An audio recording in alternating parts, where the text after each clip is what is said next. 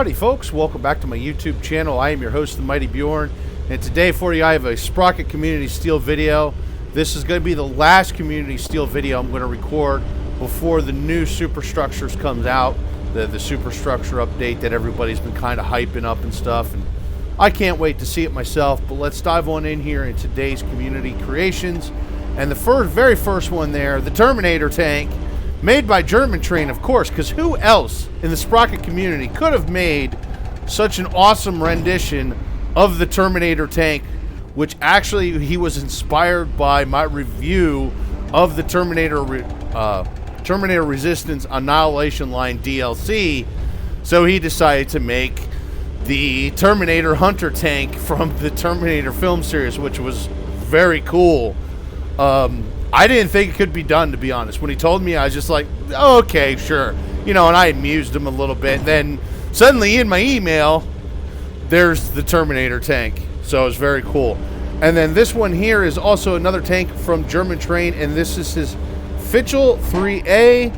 And this is his, it is armed with an 89mm gun. It weighs in at 32 tons. And it really reminds me a lot of maybe like some type of prototype of a tiger or a cane tiger, or maybe even a panther. I think it's supposed to be kind of like inspired by the tiger, cane tiger type thing, where it's supposed to be a heavy breakthrough tank. But it's actually really not that heavy, only being at 32 tons. So maybe it is supposed to be more of a medium tank. Either ways, I think it's a cool tank, and it does actually perform fairly well, especially when it comes to the gun and the mobility of the tank. It's not fast, but it handles well. Now for the next customer, besides somebody inspired by my Terminator Resistance videos, we have Zija Moneta. And this one is from T-Rex, because yeah, T-Rex, he can be a clown sometimes. This is 112 ton. Well, I'm not sure how to put it. It kind of reminds me of a tank destroyer, but it is more of a heavy tank. It's got a 210mm gun, very high caliber gun with actually a lot of penetration to it. The only problem is because it weighs in at like 112 tons, there's not currently really any missions you can run it in, but it's still a cool looking tank. I like the fact that it's actually got it's got a rear mounted turret over your typical middle front mounted turret, so it's kind of a different design, which I think this might be, out of all the vehicles I've featured so far, only the second tank that has a more rear-mounted turret design. The next one is from Sergey00102. He is a returning customer, and today he's got the T80U. It's not a spot-on T80U, but it's actually still a rather good rendition. I will give him credit for that. I mean, it's kind of one of those things where when he said it was a T80U, I kind of looked out and went, yeah, it's T80U. It looks very T80U-like. And it weighs in at 48 tons and has a 125mm main gun with 220mm of penetration. Now, folks, you are seeing I'm struggling a little bit there with the tank I was shooting at. And that's because the shots was landing on the hull, angle hull, of my Tiger P, which has 200mm of frontal armor. So, just not enough penetration to penetrate my Tiger P, which, well, didn't work out very well for me, because the Tiger P actually has enough penetration to penetrate his T80U, particularly from the side, which, yeah, forward momentum and getting tracked, that wasn't very helpful for me. But either ways, it's actually still a rather good vehicle. It is, in my opinion, a rather good rendition, attempt, if you will, to making a T80U. And, well, I mean, there's a lot of guys that makes, you know, Russian-looking vehicles out there, but this is definitely one of the better ones I've seen from the Sprocket community. So, Sergey, very good job, mate. The next one, we have the E25 Late, and this is from the Berthy, and it's got a 78mm main gun, and it weighs in actually at 20 tons. So, mate, you got 5 tons to play with, man. I don't know where you're going to put it, but the E25 was supposed to be a 25-ton tank destroyer design. And it's actually he's got actually a quite bouncy design here. And I think that's more got to do with angling over thickness. But either ways, it is a quite effective vehicle, and it will definitely bounce some shots.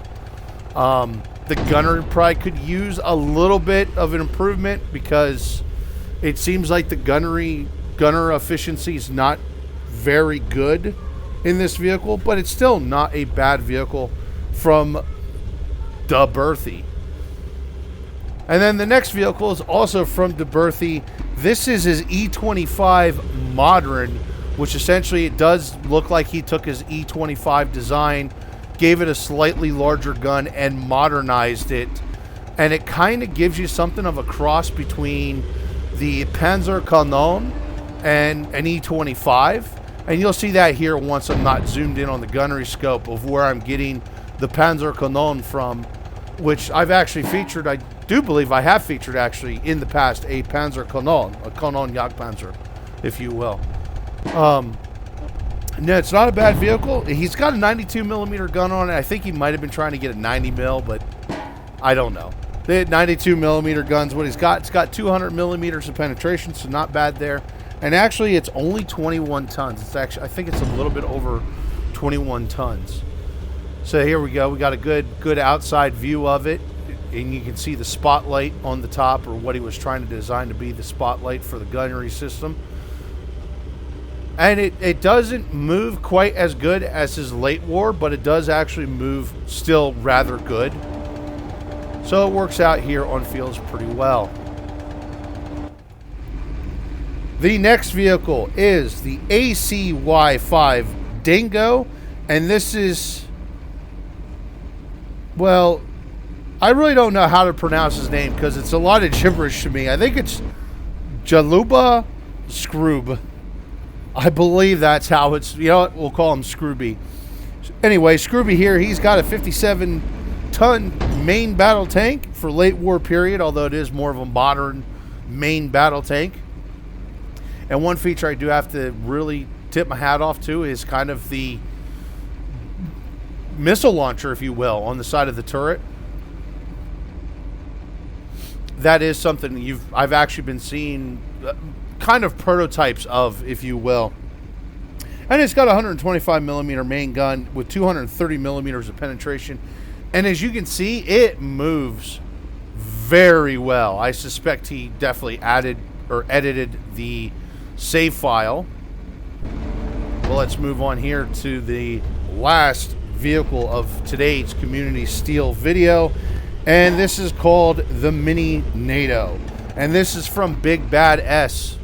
Big Bad S, I haven't gotten a tank from him in a while. I was kind of wondering what was going on. And this is his tank.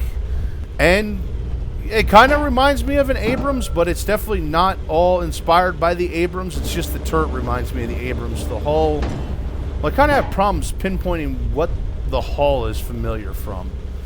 But it's definitely a pretty cool tank with a 90 millimeter gun, and it is actually well armored.